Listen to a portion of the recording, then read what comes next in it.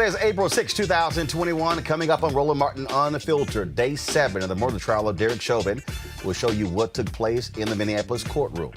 The Nation of Islam has responded to the attack on the Capitol Friday by a man who said he was a member. Congressman Alcee Hastings has passed away. We'll remember him with Florida Representative Val Demings and former Congressman from Florida, Kendrick Meek. Mitch threatens businesses with serious consequences after many condemn Georgia's restrictive voting laws. Actually, it's pretty funny. He's telling corporations to pipe down, but then he said, but y'all can keep sending y'all money. Classic Mitch. Also in our Black Business segment, how can you use crowdfunding to get your business started? All of that and more. It is time to bring the funk on Roland Martin Unfiltered. Let's go. He's got it. Whatever the biz, he's on it. Whatever it is, he's got the scoop, the fact, the find. And when it breaks, he's right on time and it's rolling. Best believe he's knowing. Putting it down from sports to news to politics. With entertainment just for kicks, he's rolling. It's on go, y'all. It's Roland Martin, rolling with Roland now. He's funky, he's fresh, he's real, the best, you know he's Roland Martin now.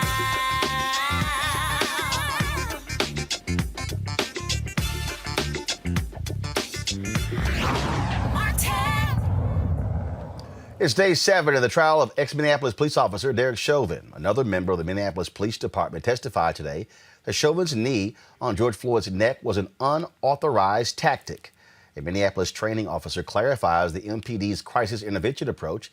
In hearing this morning without the jury present, the attorney for Floyd's friend, Maurice Hall, who was with Floyd the day he died, does not want her client to testify. Here's what took place in today's trial. If we totally avoid the word drugs and just have Mr. Hall say, I was the passenger in the car, which is already clear. There's video and evidence, just for your knowledge, that Mr. Hall is in the passenger seat and is removed by the police. Beyond that, if that were established that he was the passenger when the police came up to the car, what was Mr. Floyd's condition immediately that he observed immediately before that? Would you agree that that's not incriminating if we keep all the mention of drugs or why or anything like that? No, Your Honor, I do not agree that. How would that, when it did not incriminate the clerk who said he thought he was high, how would it be that Mr. Hall saying that would incriminate him? Well, because first of all, Judge, the inquiry is not what evidence is in front of the jury. What testimony have they heard? No, I'm just using that as an analogy on how that certainly didn't incriminate the store clerk by saying, well, he appeared high. Well, Mr. Hall saying, well, he appeared like he was falling asleep and it happened suddenly. Without anything else, seems to be a parallel type evidence. So I was using it as an analogy. I understand, Judge, but the whole point here is to prevent Mr. Hall from incriminating himself. And him even answering that question that he was in the car puts him in very close proximity with Mr. Floyd, very close in time before he's alleged to have ingested drugs. And again, it exposes him on that third-degree murder charge. If there were to be a future third-degree murder charge, and Mr. Hall was charged with basically being involved in this drug activity that had caused Mr. Floyd to pass away due to an overdose, him even being in that car incriminates him in terms of behaviors of Mr. Floyd, what he observed when he observed it. So, no, Your Honor, I would argue that it definitely would expose him to potential incrimination. And the observations of the officer in that situation, I think you described on direct examination, you described that an officer will also take into and apply to the critical decision-making model his or her own sensory perception. Yes, sir. So the touch of feeling a suspect be tense, right? Yes, sir. Or loose, right? Yes, sir. What they may hear comes into play. Yes, sir. So if they hear people threatening them or potentially threatening violence, that goes into that critical decision-making model as well. Right? Yes, sir. And oftentimes the scene of an arrested individual is very tense, right? Yes, sir. Now, defense counsel asked you if the officer should just focus on one small thing. And I would like you to make some sort of comment on differentiating between a small thing and a big thing. Because you would agree that something that is a big thing would probably be more important than a small thing, right? It depends on what the big thing is and what the small thing is. Well, for example, if we're looking at assessing somebody's medical condition, right, for the purpose of rendering emergency aid, would that be a big thing or a small thing? That would be a big thing. If then that is contrasted with, say, a 17-year-old filming you with a camera, would that be a big thing, the filming, or a small thing? The film will be a small thing. If there was something like passive resistance, right, neither the conscious neck restraint nor the unconscious neck restraint would be authorized. Is that right? Would not be authorized? Would not be authorized. That is correct. And an unconscious neck restraint would not even be authorized for some forms of active resistance, would it? That's correct. And if the subject is offering no resistance, obviously, then no neck restraint would be authorized. That's correct. Or any restraint. Would it? Or any. Any restraint, if there's no. Yeah, generally, no. Okay. In addition to the classroom training, you actually teach officers, show them physically how to do these sort of neck restraints? Yes, sir. At this time, I'd like to republish Exhibit 17. Sir, is this an MPD trained neck restraint? No, sir. Has it ever been? Not to my neck restraint? No, sir. Is this a MPD authorized restraint technique? Knee on the neck would be something that does happen in use of force that isn't unauthorized. And under what circumstances would that be authorized? How long can you do that? I don't know if there's a time frame. It would depend on the circumstance of the time. Which would include what? The type of resistance you're getting from the subject that you're putting the knee on. And so if there was, say for example, the subject was under control and handcuffed, would this be authorized? I would say no. Now, in terms of the continuation of use of force, and we're talking about involvement of onlookers, right? The words they use matter, correct? Yes, sir, they do. If they're cheering on and saying, "Good job, officer," that's one consideration, right? Correct. But if they're saying, "I'd slap the fuck out of you," or "You're a pussy," or "You're a chump," would that reasonably tend to rise alarm in a police officer? Yes, sir. I have no further questions. And if they're saying, "Get off him, you're killing him," should the officer also take that into account and consider whether their actions need to be reassessed? Potentially, sir, yes. Nothing further. Joining us now is trial attorney J. Wendell Gordon. J. Wendell, welcome to Roland Martin Unfiltered. First, give us a sense of your perspective of that testimony, having the training expert testify that the actions of Chauvin violated the department policy. Well, you know, that's explosive testimony. And it's what a lot of us have been waiting for, to get to the experts. This case, I said from the very beginning, is going to be about the medicine, the physiology, and the experts. It's a beauty contest, and it's really a battle of the experts. So now we've introduced these experts into this situation. We can kind of figure out what the policies are, what the law is with regard to the behavior of Derek Chauvin. Now, what I see in this case coming from the defense is a lot of propaganda. I call it propaganda. Like first of all, they make it seem like they're the only people in the world who have to be concerned about crowds when they're doing their job. Nobody can call them a bum. Nobody can call them a bitch. I mean, what kind of profession when you're working with the public where you're not going to receive someone protesting something that you do. You should be a professional, like earlier witness had indicated, and do your job as you're supposed to do it. And if you was that much distracted, then you shouldn't have been on his back like that. You should have been concerned about what's happening behind you. So at the end of the day, I think what we've seen from the defense is a bunch of truth decay. I think that they have picked they created some issues, but I don't know that they've created reasonable doubt.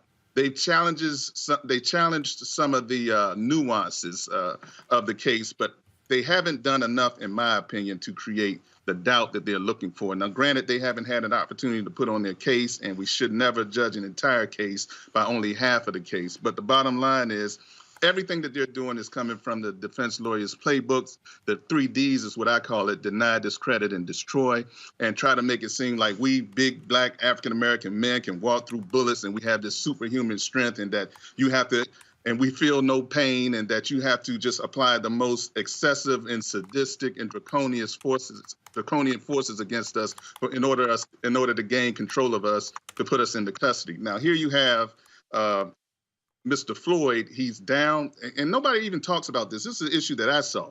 He's right there by the tailpipe taking in gas fumes. He's got someone's knees on his neck, and he's got weights all over the bottom half of his body by these other officers. That is a terrible combination to try to breathe in, first of all, and then to have your breathing constricted by someone blocking blood flow to your brain.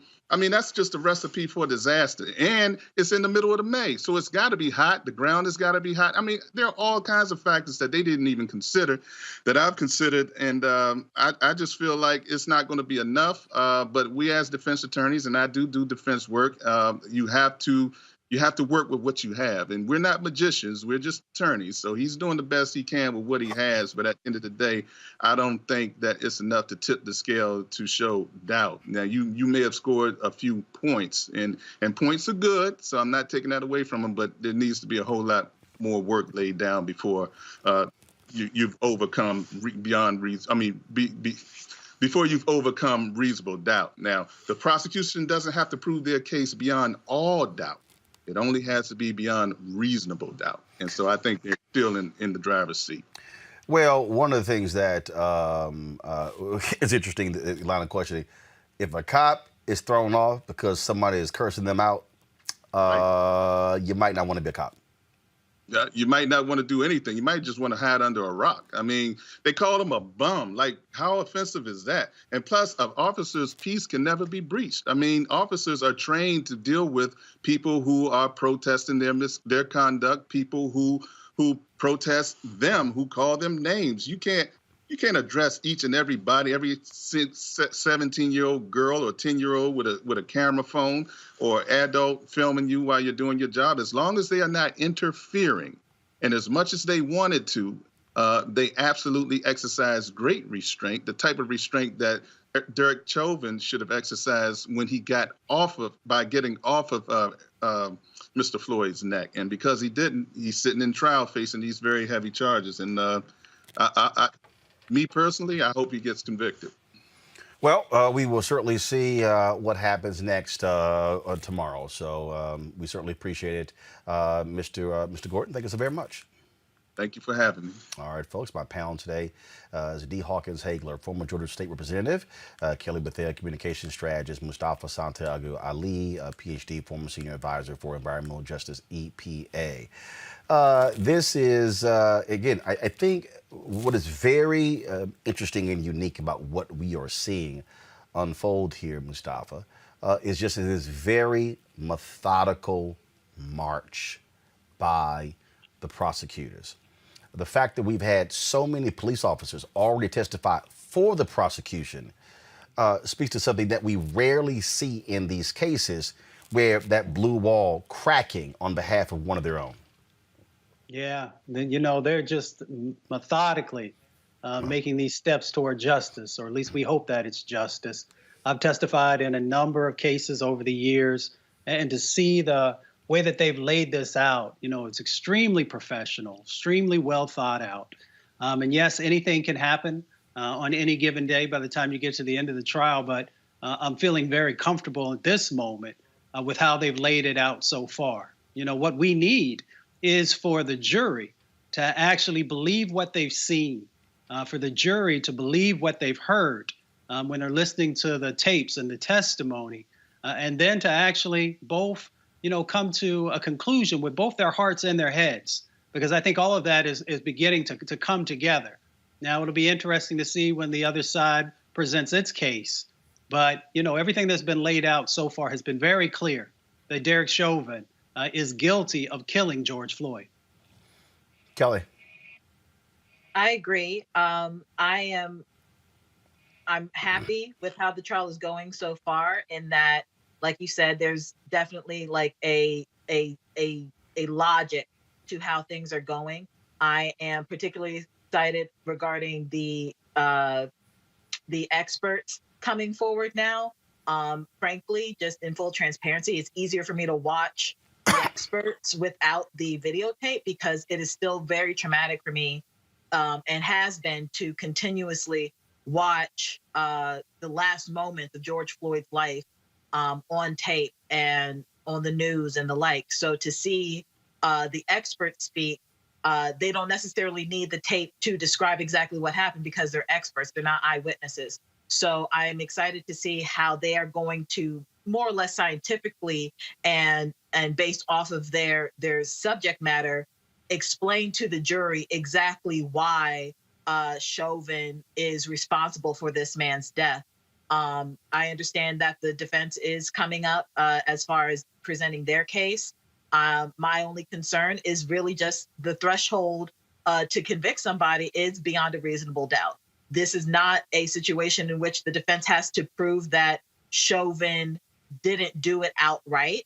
They just have to prove that he is not criminally responsible for George Floyd's death. And when you think about it, given the history of these cases and the history of police enacting violence on Black bodies, in the grand scheme of things, it feels like that threshold is very low. So I hope that the jury is actually really just paying attention and not just listening to the evidence, but also using their common sense, because the video shows exactly what happened. And no matter what the defense tries to do in putting the chink of armor, making the reasonable doubt, so to speak, hopefully they can overlook their excuses and actually convict this man. D. And I disagree with what everyone has said. I mean, they put together a methodical case. You cannot deny it. And to this day, honestly, I still have not watched the video because it's too traumatic for me. But I know that justice is going to prevail, because you cannot help with the evidence that's been presented by the prosecution to come up with any other verdict than the one that they're going after. All right then, folks. We certainly will be watching what takes place. Let's go to our second story. The Nation of Islam, they're responding to Friday's attack that left Capitol Police Officer Billy Evans dead and another officer badly injured. The suspect, Noah Green, who was killed, rammed his car into the officers at a barricade outside the U.S. Capitol. After striking the officers, Green jumped out with a knife and was fatally shot by Capitol Hill police. According to Green's now-deleted Facebook post, he followed the Nation of Islam and the Honorable Minister Louis Farrakhan. Here's one of the posts. It says the minister is here to save him and the rest of humanity. This is what it said. In addition to my last post, I'd encourage everyone to study Revelation, study the sign of end times, study who the beast is, study who the Antichrist is, study who the false prophet is, and study the created images during those times. The minister is here to save me and the rest of humanity, even if it means facing death. Be willing to deny yourself and follow him. Pick up your cross. The Honorable Elijah Muhammad, his teacher, the exalted Christ, is alive and in power. I bear witness. Study the ministers. Watch his lectures. Study Elijah Muhammad. Study the mother wheel, which is present here in America. I bear witness again. We have a little time. Signed, Peace, Noah X. He also often shared videos of Minister Farrakhan speaking. In response to Green's actions, today, the Nation of Islam released a 3-page statement on Minister Farrakhan's behalf, in part saying it is being reported that Noah Green was a follower of the Nation of Islam. The young man, Noah Green, we believe may have attended our Savior's Day convention in Detroit, Michigan in February 2020. In March of 2020, due to the COVID-19 pandemic, we closed our mosque and began conducting meetings and classes remotely. A search of our records indicates Noah Green was not a registered member of the Nation of Islam. It appears that in late summer, August, September 2020, he He started the process to begin his study to become a member, but he did not complete the process. He did make a donation to the Savior's Day gift every year. The followers and supporters make a charitable donation to the Nation of Islam's Savior's Day charity. Every donor who made a donation of $1,000 or more is issued a certificate of completion. This certificate does not establish if the donor is a member in good standing in the Nation of Islam. Mr. Noah Green's alleged use of an automobile as a weapon and the alleged possession of a knife as reported violates our teachings. We absolutely disavow this act that resulted in the senseless loss of life. It is shocking for us to learn that someone who was attempting to be a part of our ranks may have been involved in something as tragic as this. But we respectfully say to the members of the media and to the American people, Timothy McVeigh confessed that he was a Christian, but nobody blames the church for his misconduct. No one would blame Jesus or their pastor for unlawful and immoral behavior that is contrary to the teachings of Jesus. You have criminals, people that do horrific things, but we never know their religion. It's not important because religion does not teach criminal behavior. Criminal behavior is an aberration. Criminal behavior is a violation. Criminal behavior is absolute rebellion toward what God teaches through the mouth of his prophets. As I said, that Capitol Hill police officer, who was killed, he is going to lie in state at the U.S. Capitol, just like the officer, of course, who was killed on January 6th during that particular uprising. And so we certainly, any future comments made by Mr. Farrakhan on this subject, we certainly will share those with our audience. To our panel, to the point there, Kelly, that minister is making, is the religion of white domestic terrorists brought up? So, I mean, when this came out, folks were, again, immediately, oh, remember the Nation of Islam? And then you have to say, okay, but what does that have to actually do with the actions? Your thoughts? I think that the statement that was put out by Nation of Islam was very thorough and very correct. When we talk about white counterparts in terroristic-esque acts, we always, I can't think of a time where it hasn't happened, where it is such that we talk about them in isolation. We say, oh, he was a lone wolf. He had mental issues. He came from a bad home. They will find everything about the alleged terrorist to isolate them away from the base that he claims to be a part of. It should be no different with this man and the Nation of Islam.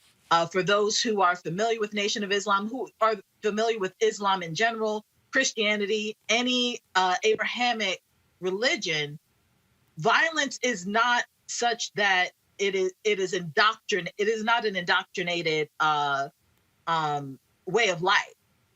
If anything, with Islam, my understanding is that they promote peace above everything. So for this young man to subvert an entire religion for his perversion and his gross misinterpretation of said religion, for others to try and take that perversion and apply it to the Nation of Islam, even though they have a history, a very lengthy history of promoting peace. It just shows you just how racist and bigoted this country really is when it comes to Nation of Islam specifically. Again, that statement there, Mr. Farrakhan says, look, to associate an individual's actions with their religion doesn't make sense. Your thoughts on the point that he makes? I actually agree with Minister Farrakhan and everything that they put out. Because let me just be very clear. When the KKK was burning crosses in people's yard and standing behind the white knights, standing behind Christianity as their banner or as their support, no one ever condemned Christianity to that extreme. So even if he did try to blame the Nation of Islam, I think it's a very dangerous path for us to all of a sudden start pulling out things with the Nation of Islam only because they are Muslim, when Christianity is known for terrorizing people who have followed Christianity, have known for terrorizing people for centuries. The thing there, Mustafa, is when you look at the actions of white men, their faith or their churches are not brought up. It's true. Let's look at, you can go to the lynching museum and you'll see photos of folks after Sunday service. Sometimes hundreds of people gathering around the trees when that strange fruit was hanging there, and that strange fruit was us. But no one said anything about those individuals who left service and came and participated in those types of behaviors. And nor do we believe that all white people support that, nor do we believe that all Christians support that type of behavior, even though there were some. And we also know that this young brother, where we should be focused on what was in his background, there are signs that he was crying out. There were signs that he was suffering from mental trauma and mental illness, which is not so different than literally millions of people across our country. And yet we still refuse to make sure that the proper resources are there to help folks, to make sure that the services are there to guide them and to help them to have the skills to be able to cope with living in a very traumatic and stressful society. So we need to make sure that we're looking at the totality of what has happened in this situation and how we can make sure that it doesn't happen again. And there are a number of different parts to that. Of course, one part is on the mental health side of the equation. And then, of course, folks will always lean toward enforcement. And then, of course, those who want to continue to sow seeds of doubt and to create these barriers between communities will lean on the religious side of the equation. All right, folks, got to go to a break. We'll be back in just a moment on Roland Martin Unfiltered. I believe that it's movement time again. In America today, the economy is not working for working people. The poor and the needy are being abused. You are the victims of power, and this is the abuse of economic power. I'm 23 years old. I work 3 jobs. Work 7 days a week.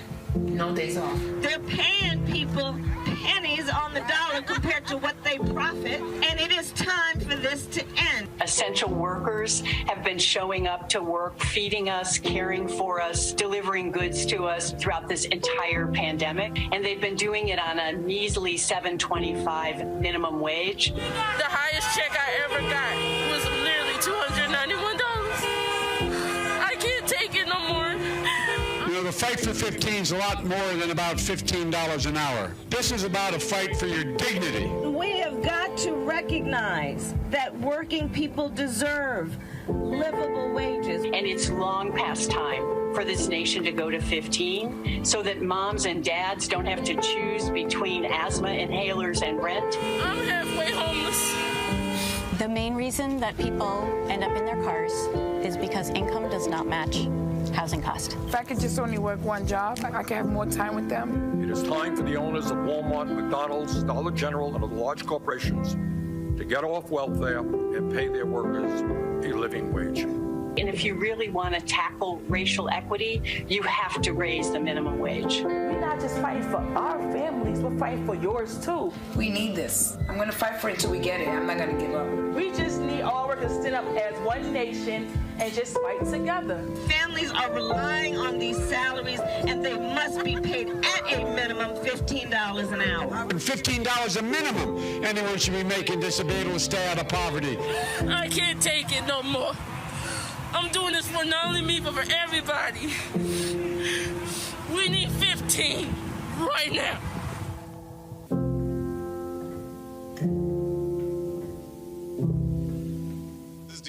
What's up, y'all? I'm Will Packer. I'm Chrisette Michelle. Hi, I'm Chaley Rose, and you're watching Roland Martin Unfiltered. So West Virginia Senator Joe Manchin says he and 7 to 8 other senators, Democratic senators, oppose President Joe Biden raising the corporate tax rate. Okay, this is what interesting. Manchin says that they disagree with it because it's going to keep America from being competitive. No. See, here's what's very interesting when you listen to Joe Manchin and others talk about this, because they act as if we're the crazy ones and we don't quite understand how they're not paying their fair share. this whole notion that corporations in this country should not be paying fair share of taxes, it's crazy. How many of you follow former Labor Secretary Robert Reich? If you follow him, then you will understand the kind of information that he tweets out that gives us an indication of how these companies are literally earning billions upon billions upon billions of dollars, and they ain't paying much. What's crazy about this is, and I'm going to pull this. So here's one of the tweets that he actually sent out right here. He says, Nike paid an effective 3-year tax rate of negative 18% on $4.1 billion in profits. And you're telling me our tax code isn't rigged? Negative 18% over a 3-year period. This is another interesting tweet right here. If you paid just $1 in federal taxes in 2020, you paid more than FedEx, Michaels, Nike, Salesforce, and 51 other massive corporations. Seems fair, right? The reason I'm raising this, folks, is because in many ways, what Republicans, largely, and the Chamber of Commerce and big business, what they've actually convinced a lot of American people, especially a lot of white people, that holding corporations accountable is going to kill jobs. It's going to destroy America. We're not going to be the great economy that we always have been. So who's footing the bill to pay for things in America? It's not the same corporations. They are essentially getting free rides. Here they are, coming to the American people, coming to cities and counties and states, asking for massive tax breaks to build plants and to bring jobs to an area. Actually, I think what has happened, if I could find a comparison to what is going on, I really think it is equivalent to NFL fans who get mad, angry, and upset when a player holds out, and they get mad saying, why you're hurting us. Now, they don't get mad at the billionaire who owns the team. They don't get mad at the billionaire when the NFL just signed TV rights that total $100 billion. They don't, it's amazing. The fan gets mad at the athlete, not the billionaire owner.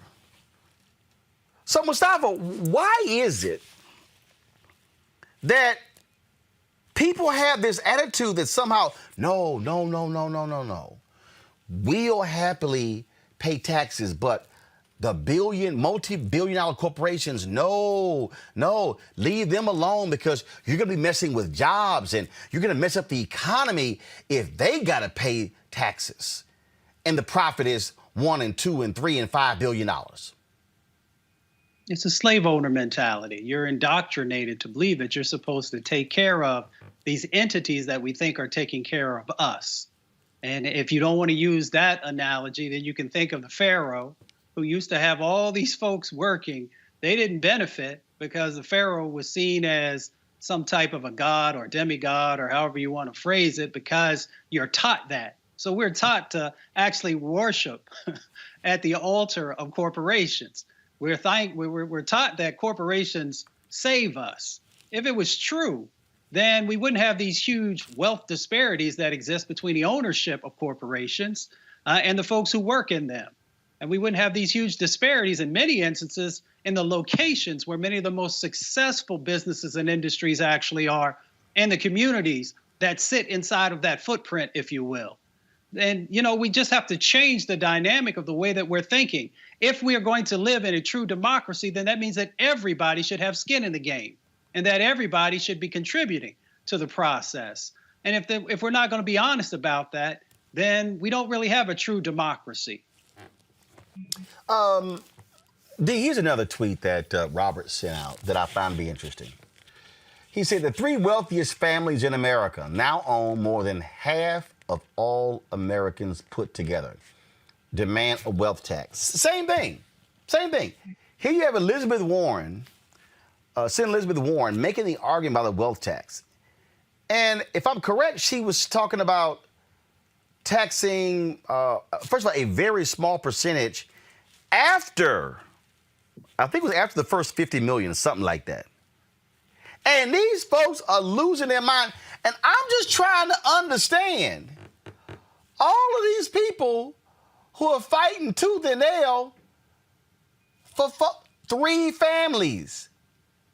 Go back to it, y'all. 3 families in America own more than half of the wealth of more than half of all Americans put together. Really? It's disgusting. And the American people shouldn't carry the brunt of taking care of the wealthiest people in America. And we've seen this playbook before, because if you recall, when President Reagan was in office, he kept saying, if we take care of the corporations, it was some kind of way trickle down to the American people and everyone else. And we know that it never trickled down anywhere. And that's why it was called voodoo economics. And then this is why President Clinton was able to win, because they came and said it's the economy, stupid. And then we seen it repeat again. We got the economy together, and then the Republicans gave tax breaks again to the corporations under George Bush. And we saw how the economy just about tanked in every area. And then you had President Obama to come in and rescue, once again, the economy. So this is a repeating cycle, and it never works. And at some point, they need to realize that. I'm going to play this clip here because I find it laughable. This is Larry Kudlow, of course, who was one of long time on CNBC, one of Trump's economic people, who's now on the Fox Business. If y'all really want to laugh, listen to this one here. Under George Bush, and we saw how the economy just about 1 second. Let me go ahead. Hold on 1 second. I want to get this because I'm really laughing, y'all, at this clip here, and it is peak Republican Party talking points when they say this one. Give me 1 second. Here we go. I think I got it queued up right. Here we go. All right, listen to this, y'all. Our video's acting up. Let me do a refresh, and I'm really laughing because I love this one here. Let's see. Particularly worried about corporate taxes which benefit the middle class and the blue collars, and I'm particularly worried about corporate taxes which benefit the middle class and the blue collars, and I'm particularly Kelly, he's worried that corporate taxes benefit the middle class and the blue collar. I understand why you. In what world? His, clearly, but not ours. It is always baffling to me how, how people think that trickle-down economics is a thing, let alone that it works. It's not a thing, and it doesn't work. And corporate taxes will not impoverish the corporation. But if we continue with this tax system that we're under now, the taxes that we pay as regular people, if we keep paying taxes, they will impoverish us. So the fact of the matter is, these corporations won't be losing money. They won't be losing any money by paying just 1%. I think, what did you say, negative 18% or something like that in 3 years? Imagine if they just paid 1% 1 year. We would have, our infrastructure would be restored, welfare would be, completely funded. All of these public programs would have the money necessary to survive. We wouldn't be basically crabs in a barrel when it comes to our needs as a country. From a fiscal perspective, just because of 1% of one corporation's tax bill. So if you can imagine if every corporation, who makes, above a threshold amount, actually paid the taxes that match the amount that we pay, this country would be leaps and bounds ahead of our competitors. And the fact that we are so complacent, well, not us, but corporations and Republicans are so complacent in how things are just because it benefits them specifically. I believe one of my panelists said it is disgusting. It is really disgusting. It definitely needs to change. All right, so I want to play this video for y'all because I think it's, again, so people understand really how this tax thing works, because that's the next battle we're about to go into. And if you're one of the folks who literally are fighting for the riches of the world, I mean, do y'all realize how much money the billionaires made during COVID? An obscene amount of money. The stock market ain't for you, boo. It's not. It's for them. Listen to Robert Rice. Listen to this. Income and wealth are now more concentrated at the top than at any time over the last 80 years. And our unjust tax system is a big reason why. The tax code is rigged for the rich, enabling a handful of wealthy individuals to exert undue influence over our economy and democracy. Conservatives fret about budget deficits. Well then, to pay for what the nation needs, ending poverty, universal health care, infrastructure, reversing climate change, investing in communities, so much more, the super wealthy have to pay their fair share.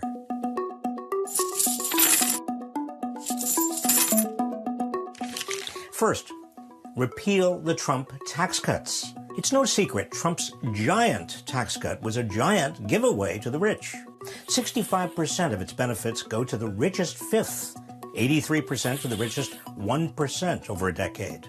In 2018, for the first time on record, the 400 richest Americans paid a lower effective tax rate than the bottom half.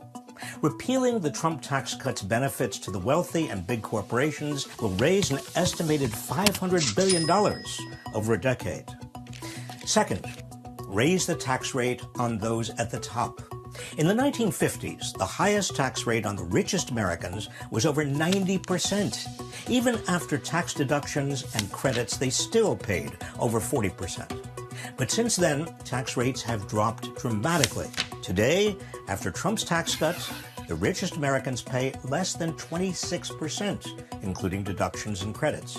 And this rate applies only to dollars earned in excess of $523,601. Raising the marginal tax rate by just 1% on the richest Americans would bring in an estimated $123 billion over 10 years. Third, a wealth tax on the super wealthy. Wealth is even more unequal than income. The richest 0.1% of Americans have almost as much wealth as the bottom 90% put together. Just during the pandemic, America's billionaires added $1.3 trillion to their collective wealth. Elizabeth Warren's proposed wealth tax would charge 2% on wealth over $50 million and 3% on wealth over $1 billion. It would only apply to about 75,000 U.S. households, fewer than 0.1% of taxpayers. Under it, for example, Jeff Bezos would owe $5.7 billion out of his $185 billion fortune. That's less than half what he made in one day last year. The wealth tax would raise $2.75 trillion over a decade, enough to pay for universal child care and free public college, with plenty left over. Fourth, a transactions tax on trades of stock.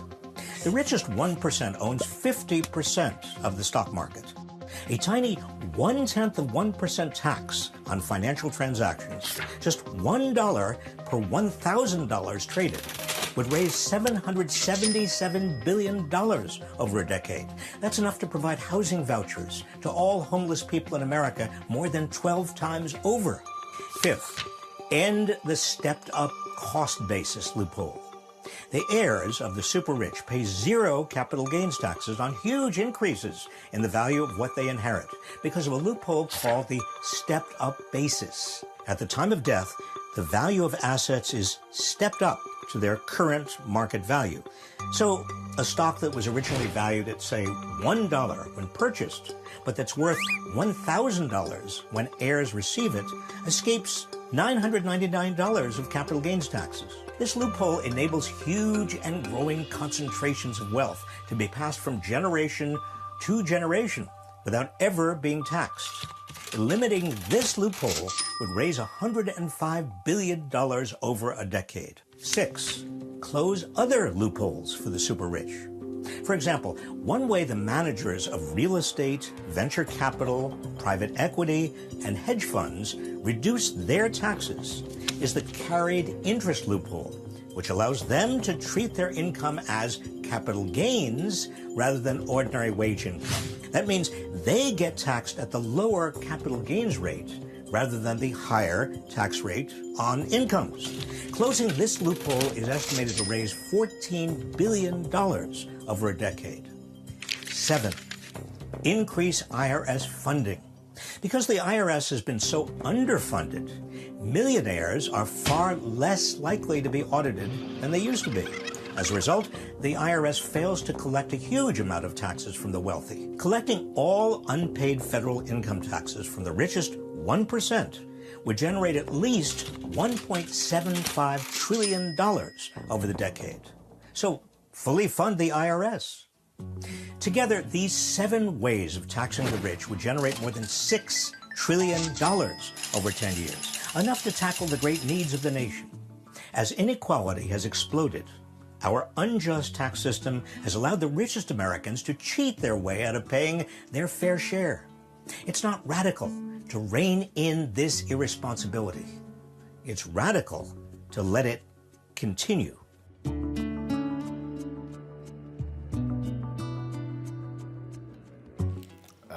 Kind of real basic to me there, D, to understand.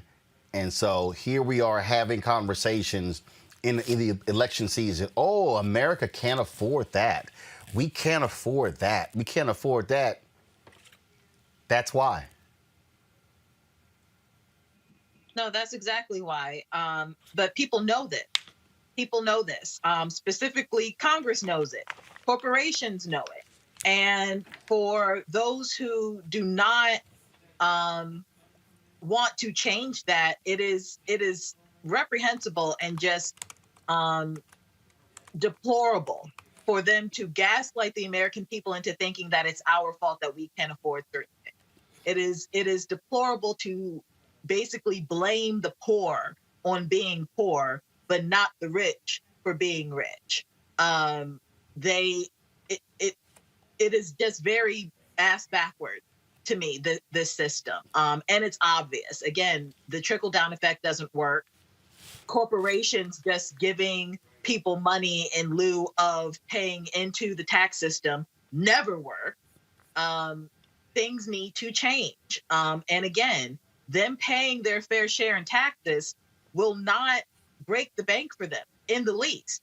The stats that the video showed, if Bezos just paid taxes to the equivalent of what he makes in a day, our entire economy would be changed for the better. And that's just one corporation, one person's taxes from one corporation. Well, in fact, let me show this here. Go to my laptop, please.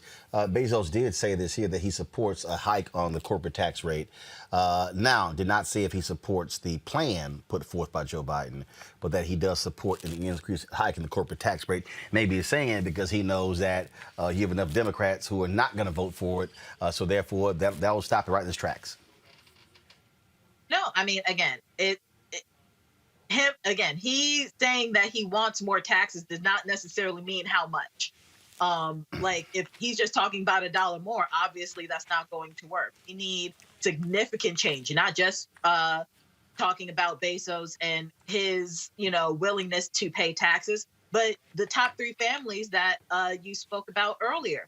They need to pay their fair share. Walmart needs to pay their fair share. Amazon, even Target, like places that we shop regularly, places that contribute to our everyday lives on a regular basis, in ways that we see and we don't see. Well, and that's the thing. That's the thing that there, Mustafa. Bottom line is this here.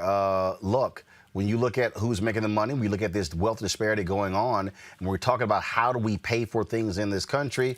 You go to the people who are making the most damn money. And trust me, look, ain't that many black people. I mean, we talking about maybe it's 4 or 5 black folks. And you heard what he said, 75,000 families.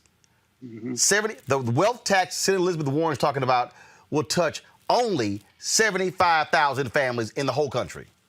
Yeah, we know who's gaming the system, and we know what they look like. And we also know that teachers are paying their fair share of taxes. Firefighters are paying their fair share of taxes. Bus drivers are paying their fair share of taxes. And all the other brothers and sisters who are out there on the front lines during this COVID pandemic, you know, who even though they were out there putting their lives on the line are paying their fair share of taxes. So it's time for that 1% of individuals to pay their fair share of taxes. Folks, gotta go to a break. When we come back, we will talk about the life and legacy of Congressman Alcee Hastings, who passed away today at the age of 84 from pancreatic cancer. We'll be joined by Congresswoman Val Demings and former Congressman Kendrick Meek next on Roland Martin Unfiltered. Cancel culture. The cancel culture. There is a vast and thriving right-wing cancel culture. She said something the cancel culture doesn't like. This is the number one issue for the country to address today. Cancel culture has become a Republican talking point, which pretty much guarantees it's been taken out of context to perpetuate their constant victimhood complex. But the idea that the public is turning its back on Republicans because of cancel culture is ridiculous. Now, it's time we stop using that term. Accountability culture is accurate. Consequence culture is accurate. If any occupation in America should be subjected to the whims of the public, it's our elected officials. If Donald Trump or anyone, for that matter, gets voted out of office, it's not cancel culture. It's democracy working as intended. And listen, the consequences can be far greater if we don't hold politicians accountable for their actions. Allowing people in power to chip away at our democracy, support white supremacy, or harass teenagers in the street completely unchecked, well, that will most definitely alter your life. And while cancel culture is not the number one issue of our time, accountability culture for elected officials should certainly be up there on that list. And boy, do I understand why these mostly white conservative men are scared shitless. They've enjoyed an era of zero accountability with zero consequences. Sorry, we've all decided that era is effectively canceled. Yo, what's up? This your boy Ice Cube. What's up? I'm Lance Gross, and you're watching Roland Martin Unfiltered.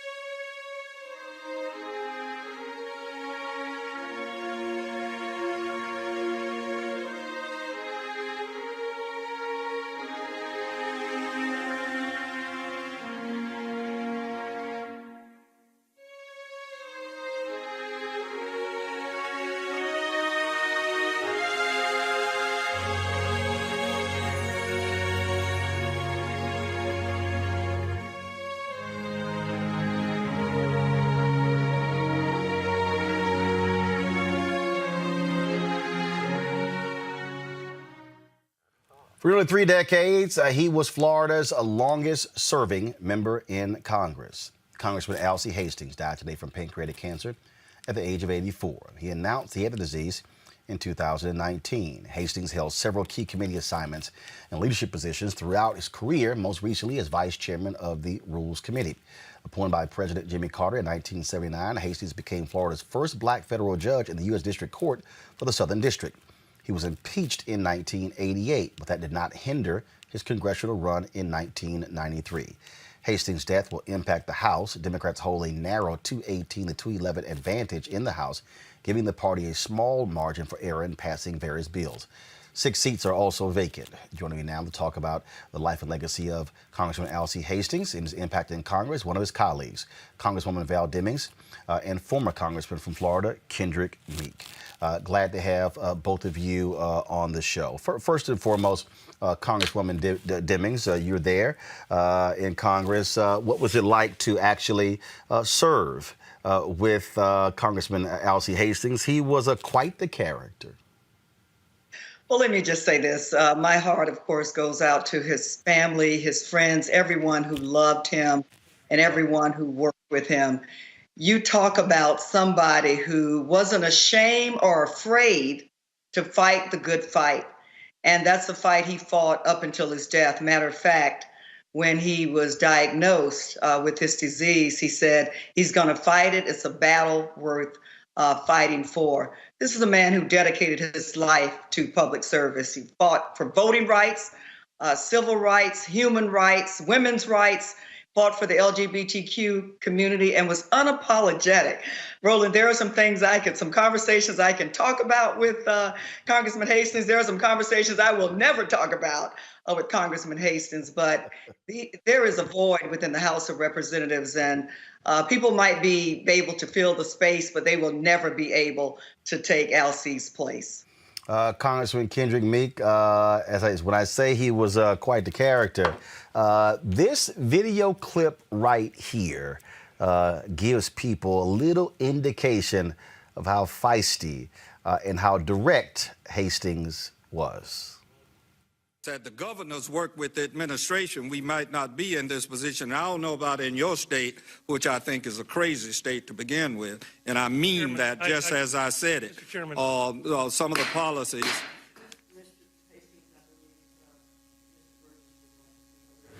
Mr. Burgess doesn't have the time, Madam Chair. But I have the time. Mr. Hastings interrupted Mr. Burgess. Excuse me, Madam Chair. I didn't interrupt him. I reclaimed my time, and I think that is the procedure here in this body. But, Madam Chairman, the gentleman made a very defamatory statement about my state, and I will not stand here and listen to it. Well, fine. Then you don't have to listen. You can leave if you choose. I told you what I think about Texas. I wouldn't live there for all the tea in China, and that's how I feel. Now, for all intents and purposes, I know what my state did, which is in many respects coming close to being just as crazy.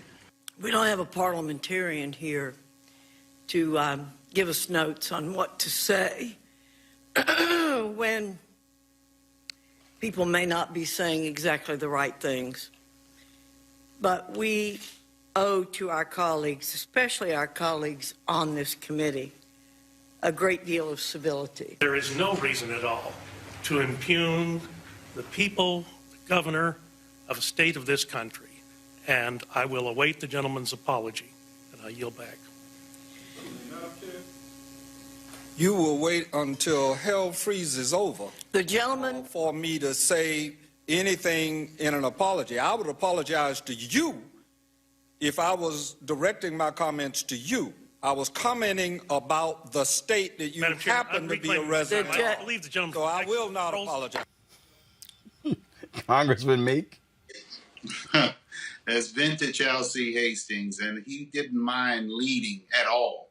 I always say that leadership is lonely, and Hastings has, in this state, what he did in the very early 60s and 70s, growing up in rural Florida and then becoming, a barrister and going to 3 HBCUs, a Howard, FAMU, and Fisk University, being someone that represented those who needed the representation, even when he wasn't an elected member of Congress. He was outspoken. As you know, he made history along with Corinne Brown and my mother, Carrie Meek, and then being the first 3 to go back to Congress since Reconstruction. So his death hits with a heavy mallet. But I can tell you this, I spoke with his wife this morning, and, he fought a good battle. And those of us, I know the Congresswoman and others, will not let his memory fade as it relates to his tenacity and his forward lean. In 2000, he stood with disenfranchised voters here in Florida when the votes were stolen and walked off the floor during the electoral college vote. So he's a great man, and he fought a good fight, and I'm so happy to have had the opportunity to serve with him and call him a friend. President Joe Biden released a statement with regards to the passing of Congressman Alcee Hastings. Folks, if we could pull it up, please. He said, I had the privilege of getting to know Alcee Hastings during the years when he served in the House of Representatives, and I served in the United States Senate and later as vice president. I greatly admired him for his singular sense of humor and for always speaking the truth bluntly and without reservation. A trailblazing lawyer who grew up in the Jim Crow South, Alcee was outspoken because he was passionate about helping our nation live up to its full promise for all Americans. It was a passion he forged as a pioneering civil rights lawyer in the 1960s, fighting tirelessly to desegregate hotels, restaurants, and public spaces in South Florida. A trailblazing spirit to advocate for what is right that guided him throughout his life. Across his long career of public service, Alcee always stood up to fight for equality and always showed up for the working people he represented. And even in his final battle with cancer, he simply never gave up. Jill and I are saddened to learn of his passing. May God bless Alcee Hastings and his family. President Bill Clinton, I'm going to read this email here. President Bill Clinton, Hillary and I mourn the passing of our friend Alcee Hastings from his days as a young civil rights lawyer, desegregating schools in Broward County, to his nearly 30 years in Congress and his long service on the Helsinki Commission. Alcee was a champion of justice, equality, and human dignity in South Florida, across America, and around the world. He was a skilled and savvy legislator who knew how to get things done for his constituents, whether he was in the majority or in the minority party, creating new economic opportunities, increasing access to quality, affordable health care, strengthening the social safety net, and protecting the environment. His fine mind, deep knowledge, and strong leadership will be missed, but his legacy will live on in all the people whose lives are better because of his service. We will be forever grateful for his friendship, and our thoughts and prayers are with Patricia, his children, everyone who loved him. Congresswoman Val Demings, what's interesting is that you spoke of, speaking of President Biden, it was Biden who picked Hastings to be a part of his team that chose federal judges, those first 11 federal judges that were announced. You know, yeah, Alcee Hastings was Florida, and he was a trailblazer. He was the first Black federal judge in Florida. And, you know, it was interesting, Roland, watching the clip in that hearing where they were talking about civility. Well, you know what? Alcee Hastings thought it wasn't very civil when you voted against children having the nutrition they need, or a good education, or families having fair housing, or being able to keep a roof over their heads. That's what he stood up for. I mean, until the day he died. Just weeks ago, he was still fighting for the People Act, because people mattered. And, you know, he was the dean of our caucus in Florida. He was the vice chair of the Florida delegation. When Alcee Hastings was in the room, people knew it and people listened. And I learned so much from him in the short period of time that I have served in the U.S. House of Representatives. We will never forget the life and legacy of Representative Alcee Hastings. Congressman Meek, but he also had no problem speaking his mind when it came to Black folks. Every year, the CBC Foundation had their annual legislative caucus. Hastings would go home. He said, it was wasting my damn time being here. He didn't care for the Phoenix Awards. He didn't care about any panels and receptions. Literally every year, I think it was one year I ran to him at a CBCF dinner, but normally he said, hell, I'm going home. You know, Roland, I just want to thank you for recognizing his life and his memory today on your show. And, you know, you and I, we can go all the way back to the old convention center and you know, back in Washington with the CBCF. And when I became chair, I begged, I said, Judge, please just come to one. I'm your neighbor congressman. You got to come. He said, well, doggone it, I'll come. But I'm not staying for the whole doggone day. Well, I'll just put it this way. I'm not staying for the blank whole dinner. So he would give his table to his constituents and just move on, because he said, this is a weekend I can spend home.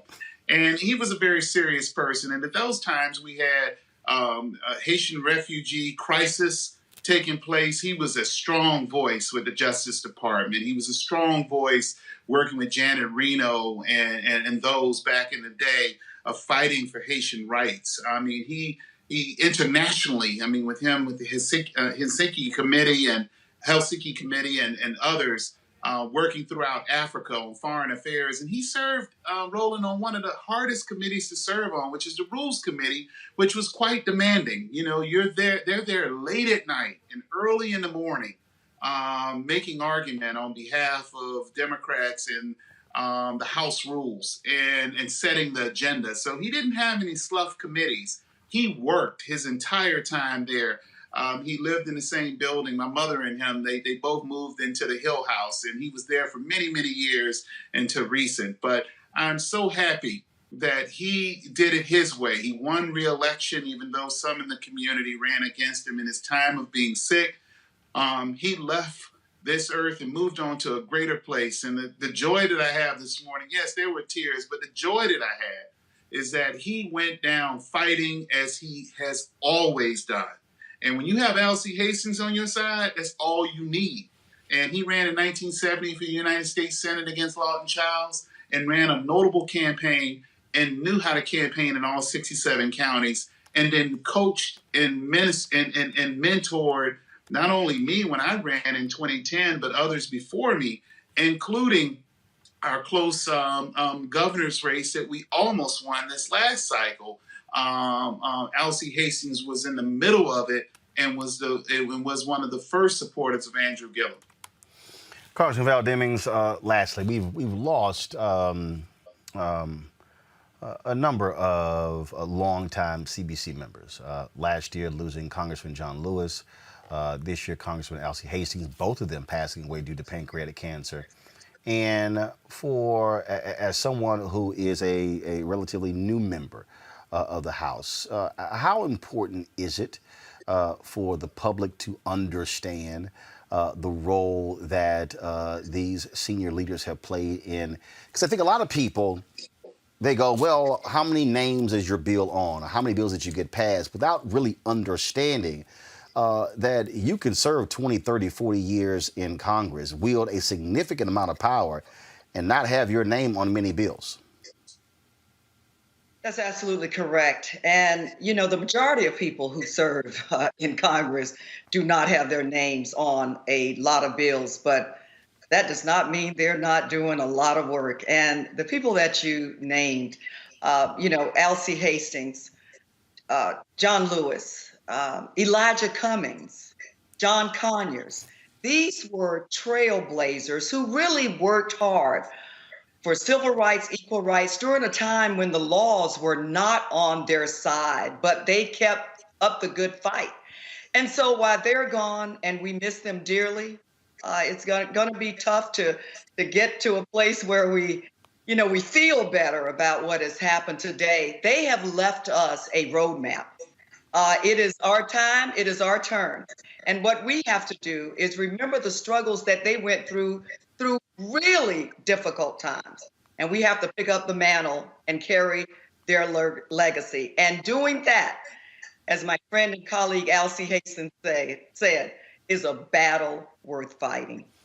Congresswoman Val Demings, former Congressman Kendrick Meek, we certainly appreciate you sharing your thoughts regarding Congressman Alcee Hastings. Like I said, we always had a good time talking, sharing with one another. So there was no way in the world I wouldn't pay respects to him and his life and legacy on Roland Martin Unfiltered. And certainly thoughts and prayers go out to his family. Thank you. Mustafa, I want to go to you. You actually posted a comment today about Alcee Hastings. Go ahead and share your thoughts. Yeah, Congressman Hastings was the truth. I mean, he was sharp. I want people to remember he was extremely sharp. He was fearless. And he was one of the giants, one of the greats, just like Representative Demings just shared with folks. You know, I was blessed to be mentored by folks like him and John Lewis. And of course, I worked for John Conyers and Elijah Cummings. And I remember the first time I met him in 2007. I was sitting in his office, probably wasn't supposed to be there, but a good friend of mine by the name of Alex Johnson was working for him. And I remember he came in and he was greeting folks who were there. And he looked at me and he was like, who are you? And I said, I'm Mustafa Ali. And he said, well, who do you work for? I said, John Conyers. And he said, well, what issues do you focus on? I said, environmental justice. And he said, me too. And that began our journey together because in 2007, he introduced at a time. Now, you see everybody talking about environmental justice now. This was a time when there were very few folks on Capitol Hill who were putting any attention on environmental justice at that time. And he introduced the Environmental Justice Access and Implementation Act at that time, spent all kinds of time talking to folks. And he used to always say, make them put their money where their mouth is. So he was saying that these federal agencies and departments needed to actually have offices of environmental justice inside of them and not just, going along with what the executive order was, but actually putting some teeth into it at that time.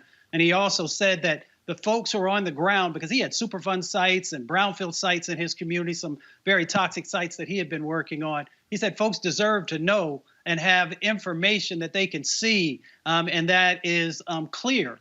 And that was a part of that bill and a number of other things. And now you fast forward, and it's so important for people to understand, as was said earlier, that so many of these great leaders did the work before it became vogue, before people, started to embrace the issues. And he was one of those individuals. So now when you see President Biden, doing all these incredible things around environmental justice and climate issues, you got to go back and give credit to folks like Congressman Hastings and folks like Congressman Lewis, who both of them introduced some of the landmark pieces of legislation that didn't get passed, but began to build that framework. So I will always be grateful to him. And as I've always said, his legacy will live on, not just on Capitol Hill, but in all the work that is happening on the front lines across our country. Kelly, D, thoughts and reflections on Alcee Hastings. Kelly first.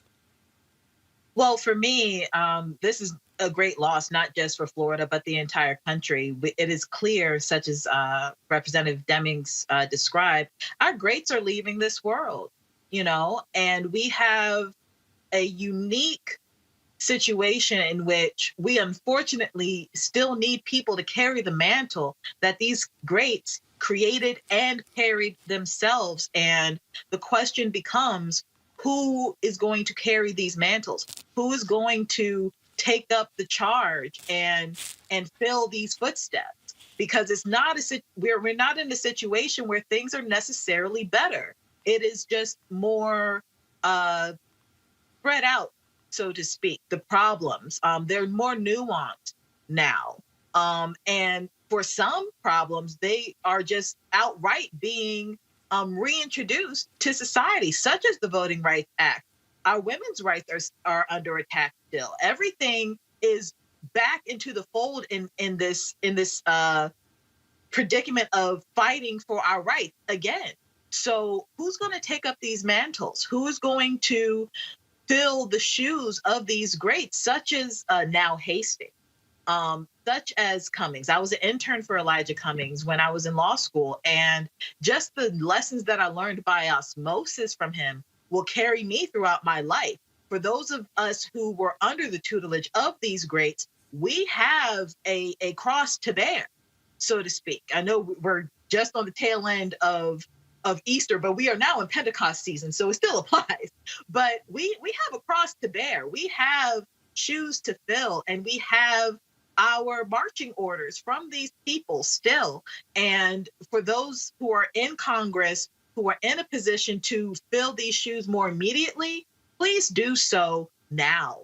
Please take up the mantle now and introduce those laws, mobilize, monetize, make sure that their legacies don't die with them, and make sure that they are carried on through them, through us, through you. D.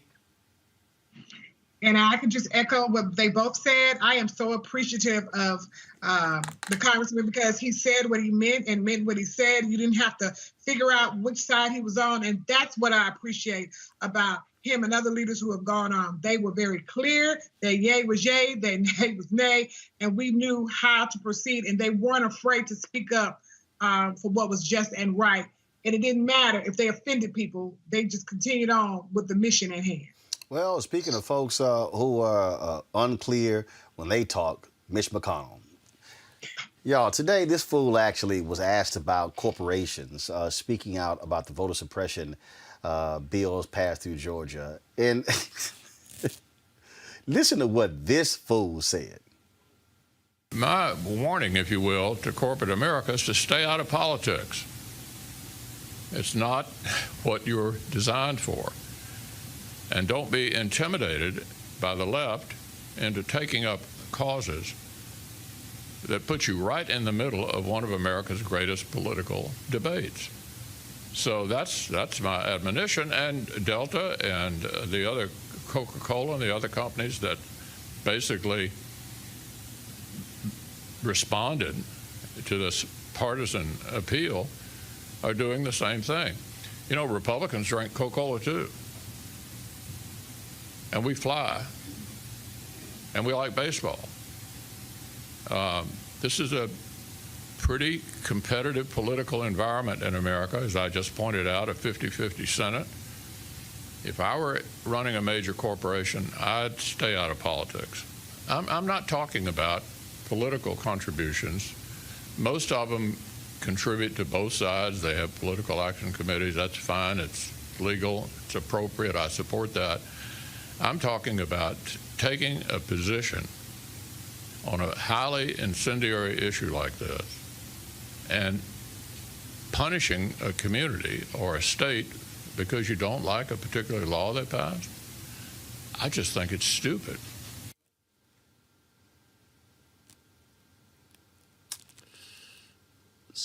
So, D, he's saying, I'll take your money, but shut up. I said it yesterday. Mitch McConnell sounds like a pimp. He'll take the money from his women, but y'all shut up. That's what it sounds like.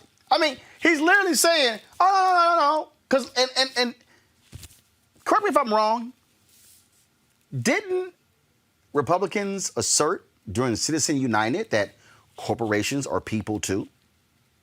They most certainly did. So now, again, we take y'all money, your dark money included, but shut the hell up when you disagree with us. Exactly. And so the roosters are, chickens are coming home to roost. And it's so funny. Stay out of it. Stay out of what? I mean, this is the reason why you want to give them tax breaks. But when they speak up, you get upset. And then to say you punish, who was punished? You mean the Republicans who passed unjust, unethical, and ridiculous voting laws in Georgia? Is that who's being punished? Well, you know what? It is what it is. And I just hope that the corporations have the courage and the testicular will to continue doing what they're doing so that it doesn't trickle down to other states. So McConnell needs to go have several seats. That's what he needs to do. The thing here that I find just absolutely hilarious, Mustafa, is y'all get out of politics. Don't be weighing in. I'm sorry, but if I give money, I got the right to open my damn mouth. And if y'all do something that's going to have harm to my company because of how constituents respond, I'm probably going to say something. Yeah, I'm so glad you said the pimp thing because I was going to say it's very pimpish, so I didn't have to say that. So I'm glad, so I don't get in trouble today. But, it's really interesting. I mean, he treats folks like side pieces, if I can say it that way, where, be seen, but don't be heard and don't get in the way type of thing. And it was interesting when, he started talking about, we drink Coca-Cola and we fly and we like baseball. I was wondering, well, do you like democracy? And do you like voting rights? Because everything you've been doing and supporting has been going in that opposite direction. So all I can say is, Kentucky, you get what you get when you vote the way you vote. One of the brokest damn states in the country, Kelly, keeps electing somebody who don't give a damn about how broke they are. I mean, just to piggyback off of Mustafa for a second, I would venture to say that a side piece has more rights and say over their person than what Mitch McConnell ventures to think a corporation has. Like we have all just said, not too long ago, we were just told that corporations are people too. So as far as I'm concerned, we need to let the people speak. And that is exactly what's happening here. Voting rights affect corporations as well, in that, people work in those corporations. And if those people in those corporations decide not to live in Georgia anymore, what good is the corporation going to be if they have no employees in Georgia? What good is the corporation going to be if another voting law, such as the one in Georgia, comes down in Kentucky, in Tennessee, in Florida, and those people strike or what have you. That was the undercurrent theory behind Citizens United. You know, you have people in the corporations, and therefore corporations are people. Clearly, that's not the case. But if Mitch McConnell wants to use that logic, then that's what we're going to use now. Again, the Republicans are hypocritical as a whole. If it does not work in their favor, they will do Bikram yoga to stretch and bend over backwards to make something work for them. And if that doesn't work, they just take the bar, raise it, lower it, break it, fix it, what have you, anything necessary to make sure that whatever rule they want to have applied applies to just them, because that's all they want. So, I mean, again, like my colleague said, just have several seats, you know, deal with it. We got to deal with you. Speaking of that, because it's all tied to the same thing, and actually I'm going to bring in my next guest as a part of this, because I definitely want to get his comment on this. You know, so I've been talking about this whole voter suppression stuff, y'all, and how silent the only Republican in the United States Senate has been on this, and that is Senator Tim Scott. So he decided today of all days to post a tweet.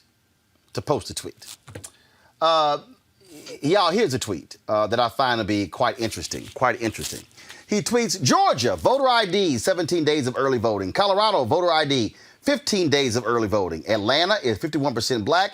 Denver is 9.2% black. The MLB is moving the MLB All-Star Game out of Atlanta, which has more day of voting rights than Colorado. The wokes are at it again, folks. Now mind y'all, I want you to understand what they've been doing, how the Republicans, how they have been using the talking points all day, y'all. All day long, talking about, Colorado, and what's happening in Colorado, and we got more early voting days in Georgia than Colorado. Yeah, but 90% of the people in Colorado vote by mail. In Colorado, they also mail an absentee ballot to everyone in the state. In Colorado, they have nearly 400 drop boxes. Georgia, less than half of that. But Colorado's population is half that of Georgia. So, Mark Morial, CEO of the National Urban League, we're going to talk about Kristen Clarke in a moment, but I want to talk about this. The reason I'm laughing is because if all of a sudden, I'm talking about on Fox News, I got conservatives hitting me left and right, talking about Colorado. I'm like, boo, if y'all want to compare to Colorado, let's pass the same laws they got in Colorado. Colorado don't need all the early voting days because they have a successful vote by mail and have one of the highest voting participation rates in America. Mark, these conservatives and Republicans are laughable with the comparison to Georgia and Colorado because they mad they little baseball game got pulled. You know, Roland, they're reaching, they're stretching, they're reaching. This entire voter suppression effort is sour grapes. It's all a reaction because when people turn out in large numbers, when people turn out to vote in a passionate way, as they did in 2020, right-wing conservatism does not win. And this is what is so crucial is that I'm a little disappointed in Tim Scott. You know, come on, man. You're going to take, if you will, these things out of complete context and talk about early voting. And, you know, Roland, you made the point, as you always do. Look at the totality of the voting system in Colorado. It is designed for access. It is a mail ballot goes to every home. Every person has the right to vote by mail. Now, shouldn't that be the rule? Shouldn't that be the system in every single state? But no, now you've got this pandemic of voter suppression sweeping the country because some believe the only way they can win an election is by changing the rules, by altering the rules. It would be as though you lose a basketball game and you say, you know what, and the other team was dunking on me. Let's raise the basket to 12 feet high. Let's get rid of the shot clock so we can stall the ball and they can't run anymore. They want to change the rules, and they want to change the rules in a way that harkens back to the Jim Crow era, not the Jim Crow era of the 60s, but the Jim Crow era of the late 1800s. And here's what I find to be just beyond laughable, Mark, here. So this, again, how the talking point goes out real quick. This is somebody else black, Harrison Faulkner, on Fox News. I mean, again, listen to how ridiculous they are by trying to compare to Colorado. But Joe, from what you're saying, Atlanta, all of Georgia can be hurt by these decisions. And I want to point out, who did their homework on Denver? Who did their homework on Colorado? Compare the voter laws. Is there ID required in Colorado like Georgia? Yes. To vote in person. Sometimes you have to bring a picture ID if it's your first time. And in Colorado, 15 days of early voting. That's less than the early days of voting, fewer than they have in Georgia, 17 to 19 there. Yeah, Harris, I don't think many of these companies really, truly studied the bill or saw the fact checks that were done on them. And I think, honestly, they're just responding to this woke mob on Twitter that kind of really doesn't exist. They sound loud and they scream about boycotts. But in the end, if you stand your ground in these situations and say, look, we're not going to get involved here politically. In Atlanta, for instance, with Major League Baseball, we're going to honor the great Hank Aaron. Sometimes we can't tell the future.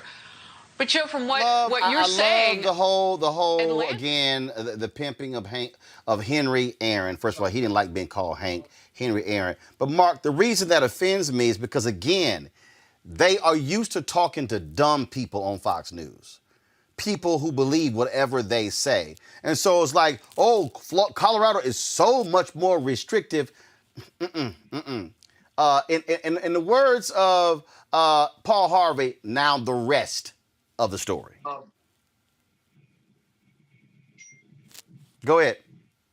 Hey, look, Roland, I'm glad you're focusing on this because what we see on Fox News is what we always see on Fox News: distortions, half-truths, feigned outrage, parading as truth.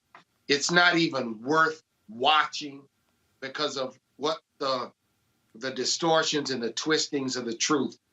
Right now, Roland, what we've got to do and what I'm focused on, in addition to pushing back against voter suppression in Georgia, we've got to get Vanita Gupta. That's right. And Kristen Clarke confirmed at the Justice Department. And it is absolutely offensive that these two highly qualified women of color, one an Indian American, the other an African American, have been smeared by right-wingers. These women, one went to Harvard, the other went to Yale.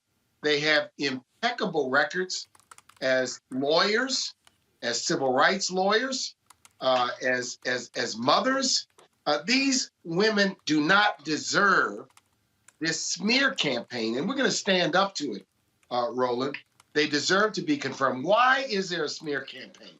Because clearly, I think some understand that they will be serious in restoring the integrity to the Department of Justice, removing the politics from civil rights enforcement, and improving, or rather restoring, the reputation of the Justice Department as not only a law enforcement agency, but as an agency that's true to his name, and that is to promote justice. I've worked with both of them for years. In the case of Kristen Clarke, since she was a very young lawyer working in the Civil Rights Division at the Justice Department on Louisiana's legislative reapportionment plan in the early 2000s, to her time as a lawyer working at the Legal Defense Fund, later the state of New York, now later at the Lawyers Committee, now the nominee to be the chief civil rights enforcer in the United States.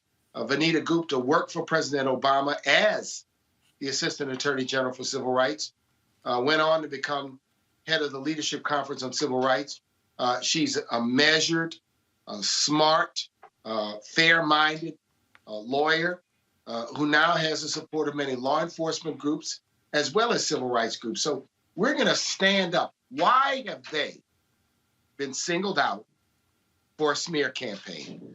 Hundreds of thousands of dollars spent on television advertising to try to smear their reputation in an effort to derail their confirmation. We're not going to let it happen, Roland.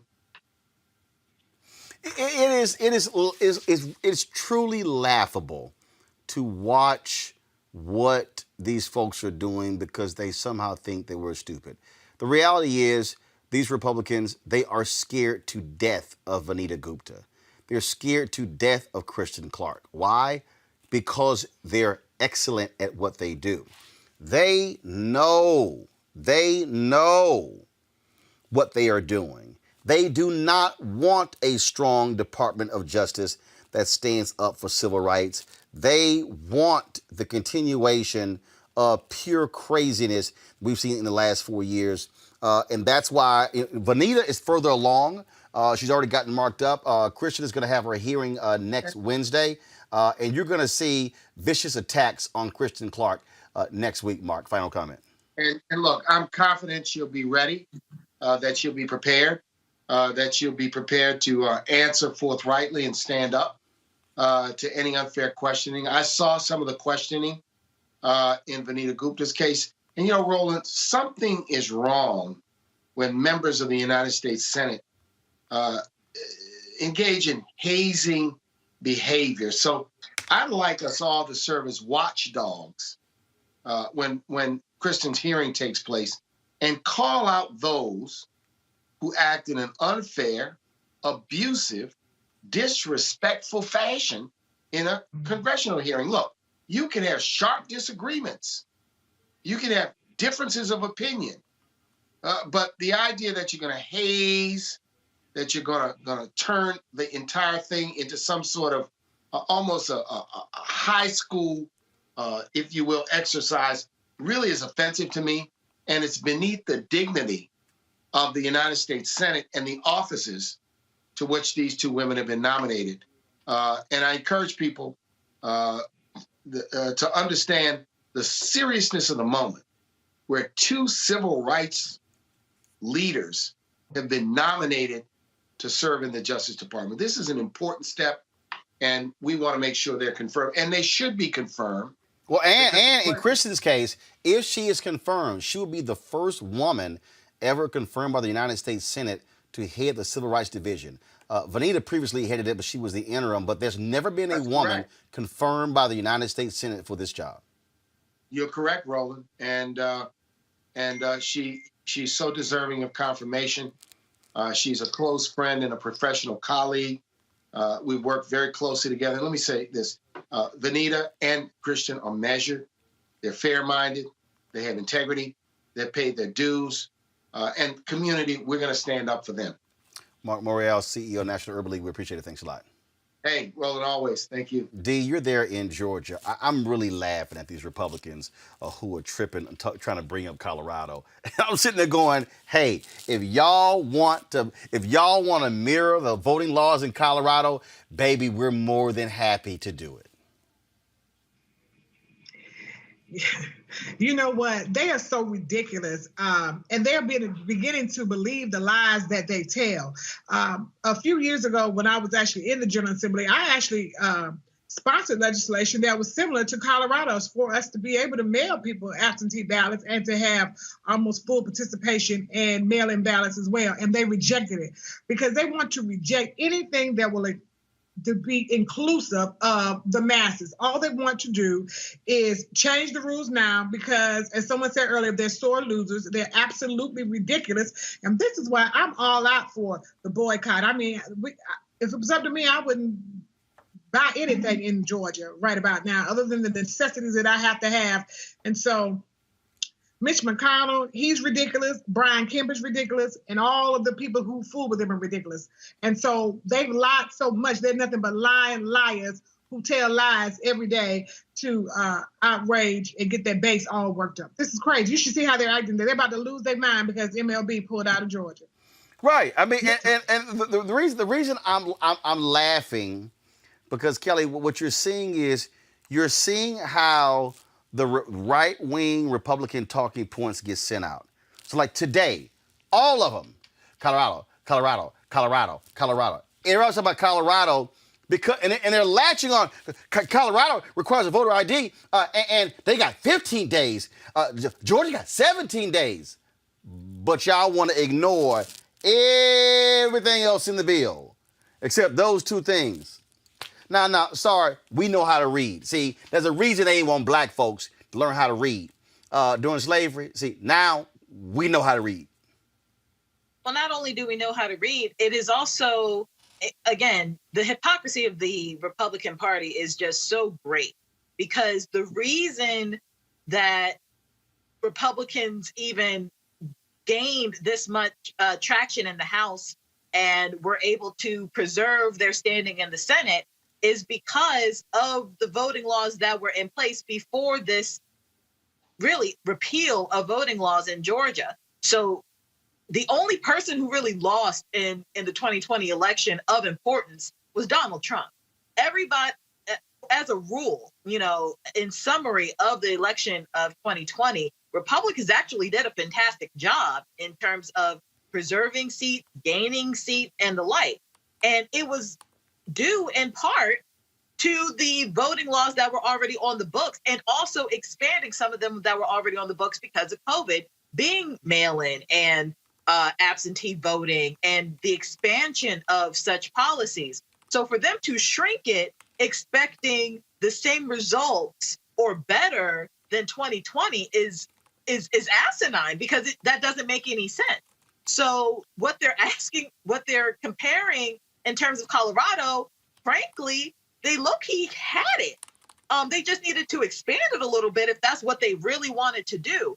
So again, the like you said, the talking points don't make any sense. Republicans don't make any sense at this point.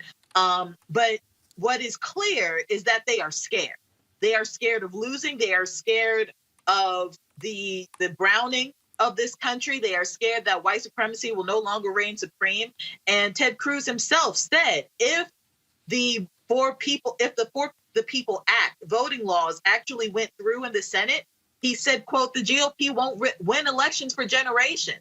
That is the key here. It's not just Georgia. Yeah, they're upset about Georgia, but they're upset about the snowball effect of what'll happen if Georgia didn't pass this law in the first place. So again, with the hypocrisy, again, with them just simply not making sense. But again, if they want to go and do what Colorado's doing, by all means, do it and let Democrats win like we're supposed to be, because we're actually listening to the people at this point. Mustafa, again, I want people to understand how these things work, how they move and how they flow and how they start trying to drum stuff up. And I'm sitting there going, hey, if y'all look at, like all of a sudden they're also saying, well, look at New York. New York has this and this. Yo, we're dealing with y'all. But again, if they would like to compare to Colorado, I am more than happy to say, Georgia legislators, please, by all means, copy the Colorado voting law. Please. We would greatly appreciate you doing that. No, I agree with you. It's like watching a shell game with somebody who doesn't know what they're doing on the street. And they got the shells and they're going like this. And they pick it up and they say, pick which one. And then you pick it and they're like, wait, hold on for a second. And they keep going again. And that's the way the Republican Party is acted. There's no depth in what they're trying to sell to the American public. They place these veneers over top of issues. And when you actually move past the veneer, you see that there's no substance that's there to justify what they're doing. The way I look at it is that voter suppression, they need voter suppression because they have antiquated policies. They have policies that are out of step with the majority of what Americans are asking for. And they need voter suppression also because they have an antiquated party that refuses to grow and evolve and to begin to move into the 21st century. And because they have that, they are now, and this is the part that's super critical for everyone to pay attention to, and we've raised it before, and we need to raise it on every show, is that they also understand if they can get this voter suppression in place, then they can make sure that when it comes time to do redistricting and the gerrymandering opportunities that present themselves, then they can continue to shift power and to consolidate power.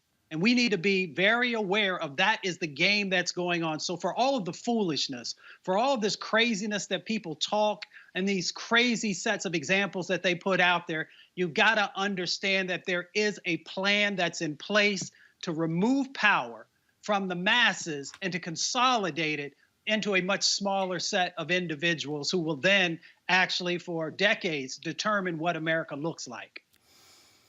Indeed, folks. And so Kristen Clarke, as I said, we tie up both of these because it's all combined. She is going to have her Senate confirmation hearing next Wednesday, April 14th. We'll be live streaming it live right here on Roland Martin Unfiltered. And every single day this week, we will be focusing on a segment, actually every day this week and next Monday and Tuesday, people explaining why it's important for us to certainly stand with Kristen Clarke. Hopefully we can get Sherilyn Ifill, the NAACP Legal Defense Fund, on the show to discuss this. So that's what we'll do. Go on to a break. We come back. We're going to talk our Black business segment. Crowdfunding, how that could drive your business. That's next on Roland Martin Unfiltered.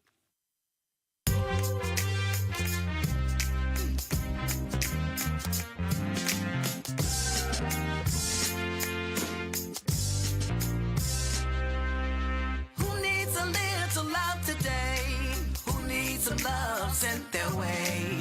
Who needs love? Who needs love? Who needs a little love today? Who needs some love sent their way? Who needs love? Who needs love?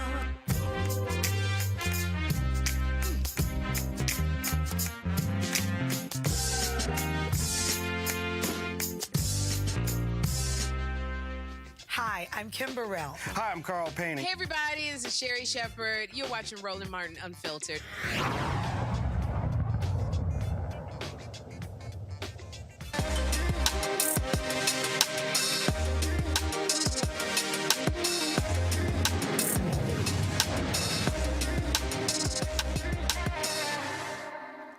Funding is essential to the success of any startup business. Fund Black Founders' mission is to assist with crowdfunding for Black entrepreneurs.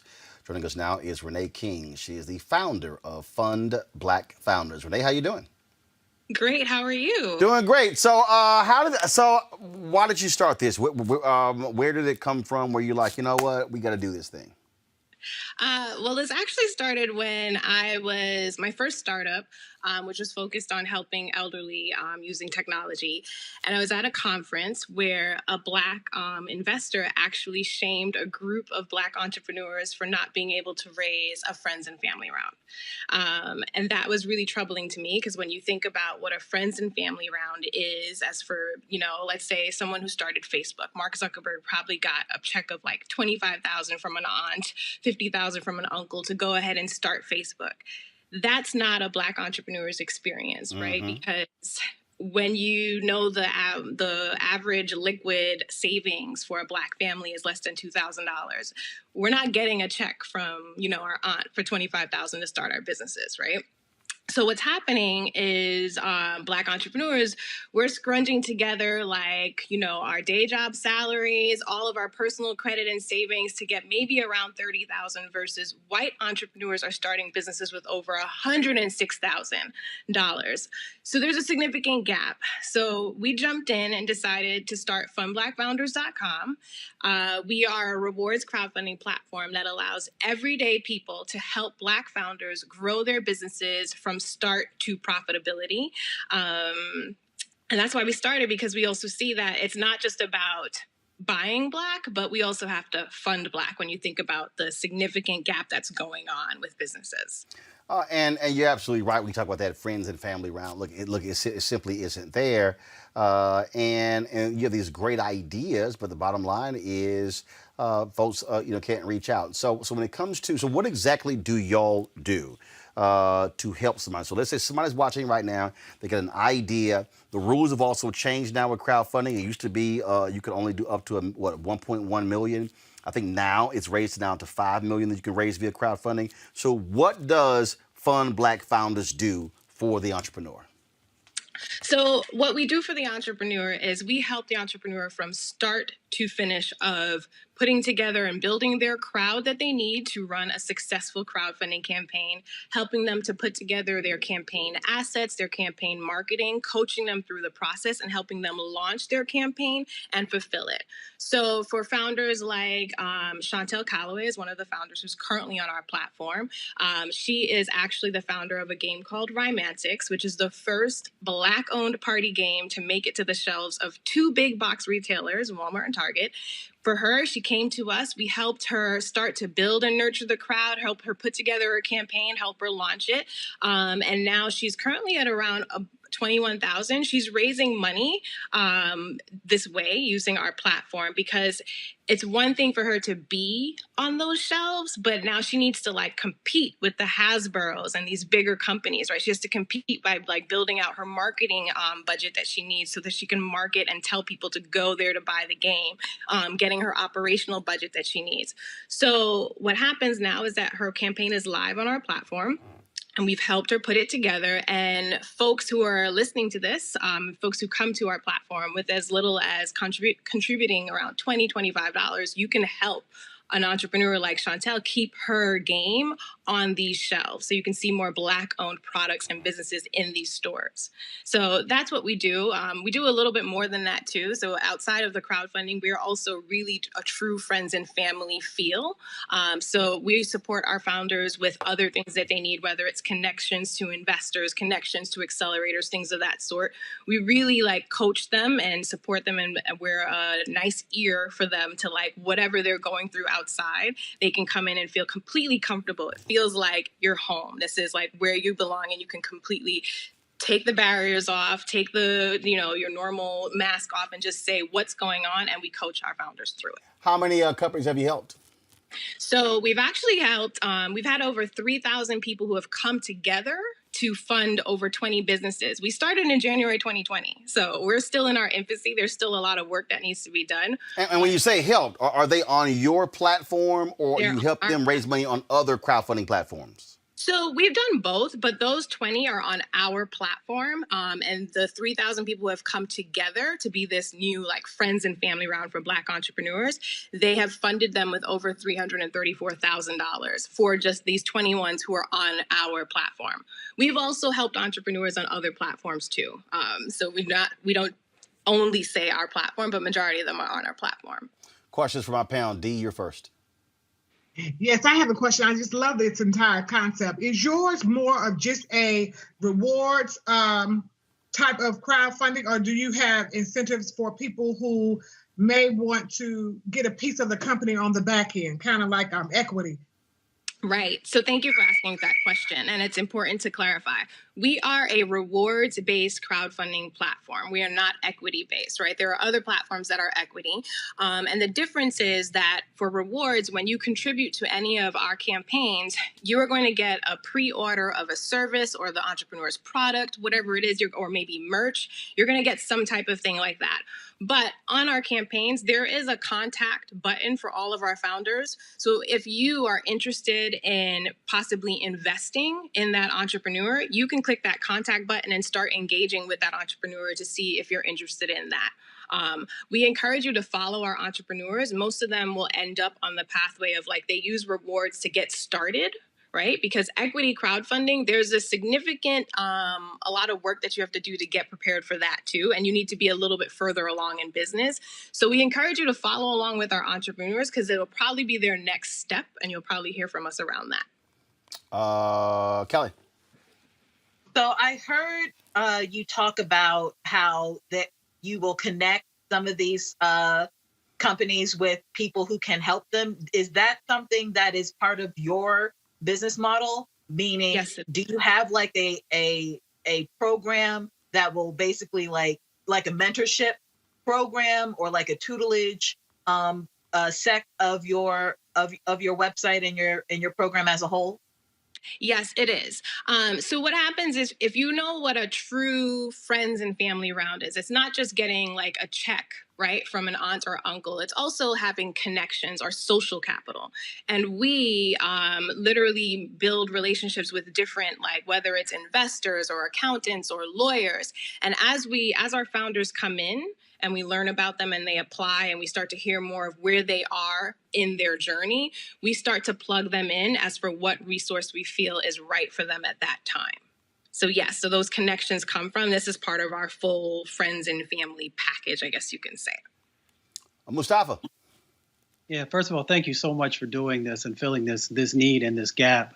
You know, I'm really big on figuring out ways to educate the general public, because sometimes we make some assumptions that they understand some of the basics. So I'm just curious, do you all do training, or when folks go to your website, is there information on the basics about what crowdfunding is and hopefully ways that we can pull more folks of color into that space? So that's coming. We do a lot of education. I say we do a lot of webinars, but we are launching soon a knowledge base that will have more information around that. But all of our entrepreneurs, as they come in, like, for example, every Thursday at 5:30 p.m., we host live educational sessions with everyone. So you're welcome to come in. It's free for everyone to get general information. The next step is you will see more of a knowledge base that will be on our site where you can read it and peruse it anytime you want. But I 100% agree with you on that. It's all about education and awareness. And we've been doing that in various sessions or conferences of that sort. We speak about it a lot. All right, then, folks, it's funblackfounders.com. You see it right there, funblackfounders.com. Renee King, we appreciate it. Thanks a lot. Thank you so much. All right, folks, y'all know how we crowdfund. That is, we have you contribute directly to our Bring the Funk fan club. We appreciate all of you who have done so. More than 20,000 of you gave last year, and so we certainly appreciate that. There are many ways you can give. Of course, Cash App, $RM Unfiltered, PayPal.me/R Martin Unfiltered, Venmo.com/RM Unfiltered, Zelle, Roland@RolandSMartin.com, or Roland@RolandMartinUnfiltered.com. You can also mail your money order to New Vision Media, Inc., 1625 K Street Northwest, Suite 400, Washington, D.C., 2006. Kelly, Mustafa, and Dee, I certainly appreciate y'all being on our panel today. Thank you so very much. Folks, that is it for us. Don't forget, every single day we live stream the Derek Chauvin murder trial. So y'all simply go to our YouTube channel, watch it there. If you miss any of our segments from yesterday or before, look, all you got to do is just go to our YouTube channel as well. And don't forget, if y'all give on YouTube, it's more than 4,000 of y'all in there today. You can support us directly, because remember, we get 55 cents of every dollar you give on YouTube versus you sending the money right to us. And so we certainly appreciate if you would do that. All right, folks, that is it. More details, go to RolandMartinUnfiltered.com to support what we do, because we're all about keeping it real, keeping it black, keeping it unfiltered. I'll see y'all tomorrow.